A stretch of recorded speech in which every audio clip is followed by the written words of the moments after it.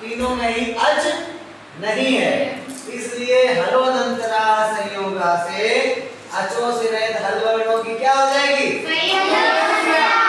हल अर्थात व्यंजन, ठीक है। है वर्ण के हकार से लेकर के हल के लकार तक बनता है हल प्रत्याहार, जिसमें कि सारे के सारे व्यंजन आते हैं, ठीक है। अब संयोगांत श्लोपा है। संयोगांत श्लोपा कहता है, ये कहता है उसका लोप होता है, अर्थात संयोगांत यह पदम तदंत का लोप होता है। तो संयोगांत हमारा पद क्या है? संयोग है हमारा दा धा या, और संयोग अंते यस्य सह संयोगांत, ठीक है। संयोग है अंत में जिसके हो वो संयोगांत हुआ। तो ये संयोग किसके अंत में है? सु के, है ना। तो सुदाधाया ऐसा पूरा पद हो गया, इसका क्या होता है? लोप होता है। तो किसी प्रकार की हम इतनी मेहनत बेकार नहीं कर रहे जितनी देर से हमने पहले या की को या किया, धा को द्वित्व किया, फिर धा को दा किया, इतना माथा पच्ची किया लोप करने के लिए क्या कि तुम सारा आओ एक बार उड़ा के ले जाओ। वाह भाई, ये तो अच्छी बात नहीं है। तो सूत्र आया कौन सा? आलो,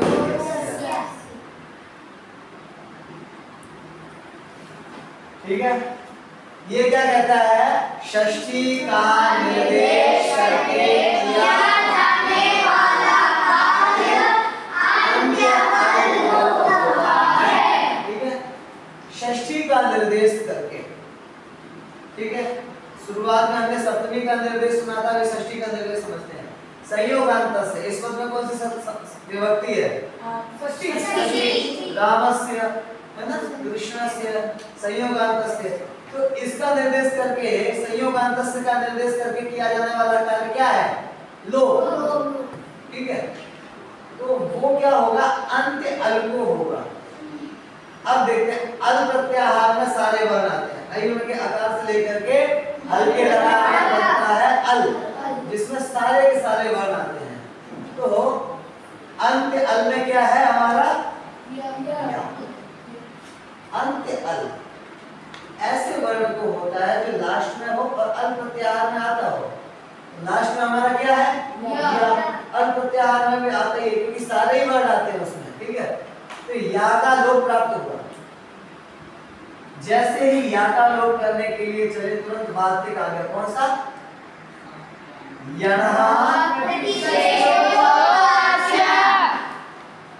प्रतिषेधो वाच्य, ठीक है।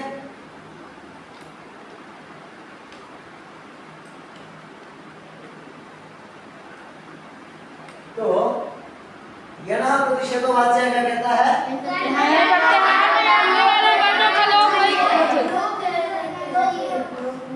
यह प्रत्याहार में आने वाले वर्णों के लोप का निषेध कहना चाहिए, अर्थात उनका लोप नहीं कहना चाहिए, ठीक है।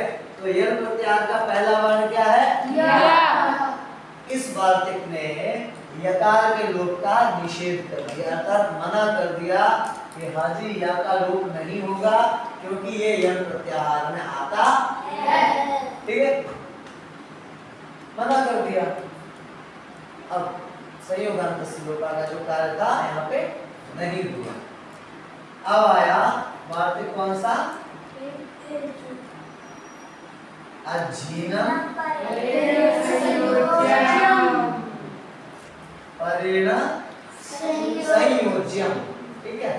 कहता अच से हीन वर्णों को पर वर्ण में अर्थात बाद वाले वर्णों में मिला देना चाहिए, ठीक है।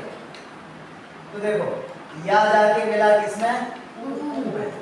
तो सबसे पहले बन गया यू, ठीक है। यू पास्य। दा मिला धा में, तो क्या हो गया? धा। अब इसके आगे कोई अच नहीं था, या के आगे तो अच था तो ऊ में मिल गया तो यू हो गया। दा धा के आगे कोई अच नहीं था, दा धा में मिल गया, धा या में मिल गया। तो ये कंडीशन कुछ ऐसी दिखाई देगी यहाँ पे।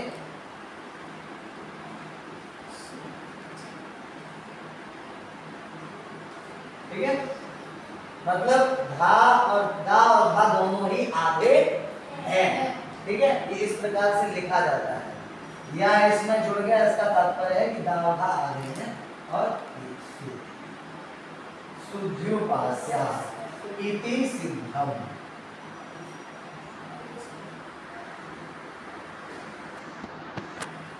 ठीक है, इस प्रकार से सुध्युपास्या सिद्ध हुआ, अर्थात अच्छी बुद्धि वाला उपासक या फिर अच्छी तरीके से उपासना करने वाला। ठीक है, इसका एक और रूप बनता है विकल्प पक्ष। ये किस सूत्र का विकल्प कौन बताएगा? अनचिचा, वेरी गुड। ठीक है, इसमें क्या होगा, ये द्वित्व नहीं करेगा, केवल धा रहेगा। ठीक है, जब द्वित्व नहीं करेगा तो अनचिचा से द्वित्व नहीं होगा, तो झलाम जस झसी भी नहीं लगेगा, क्योंकि उसको झश परे नहीं मिलेगा, तो डायरेक्ट सुध्युपास्य। ठीक है, ये विकल्प पक्ष है। इसको कोई भी इरेज नहीं करेगा, रफ नहीं करेगा, बाद में आकर के अच्छे से दोबारा अकल लगा के समझ करके नोट कर लेना। ठीक है, ठीक है, चलो मंदिर